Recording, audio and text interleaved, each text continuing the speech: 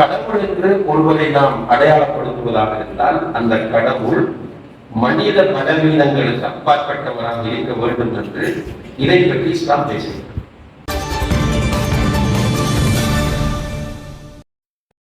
நாவிதன்வெளி பிரதேச சபை ஏற்பாடு செய்த இன நல்லுறவுக்கு முன்மாதிரியான புனித ரமலான் இஃப்தார் விசேட நிகழ்வு நாவிதன்வெளி பிரதேச சபை செயலாளர் பி சதீஸ்கரன் தலைமையில் நேற்று நாவிதன்வெளி சுபமங்களா கலாசார மண்டபத்தில் நடைபெற்றது.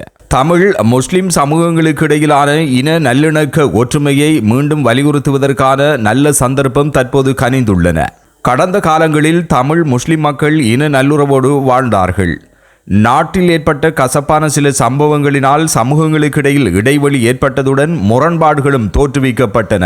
இந்நிலையில் எதிர்காலத்தில் தமிழ் முஸ்லிம் மக்கள் ஒருவருக்கொருவர் தமது சமய கலாசார பண்பாட்டு விழுமியங்களை அறிந்து செயற்பட வேண்டியது இரு சமூகங்களுக்கிடையிலான இன ஒற்றுமையையும் நல்லிணக்கத்தையும் வலியுறுத்தும் என இஃப்தார் விசேட மார்க்க சொற்பொழிவில் உரையாற்றிய அகில இலங்கை ஜம்யத்துல் உலமா சபையின் நிறைவேற்றுக்குழு உறுப்பினரும் மருதமுறை இஸ்லாமிய பிரச்சார மையத்தின் தலைவரும் தாருல் ஹுதா அரபு கல்லூரியின் பணிப்பாளருமான ஆஷை கலாநிதி எம்எல் முபாரக் மதனி இங்கு தெரிவித்தார். ஏனென்றால் ஒரு மனிதன் கடவுளை எப்போது தேடுவான் என்றால் அவனால் முடியாது என்று வருகிற போதுதான் அவனுக்கு கடவுள் தேவை. எனவே கடவுள் என்று ஒருவரை நாம் அடையாளப்படுத்துவதாக இருந்தால் அந்த கடவுள் மனித பலவீனங்களுக்கு அப்பாற்பட்டவராக இருக்க வேண்டும் என்று இதை பற்றி இஸ்லாம் பேசுகிறது.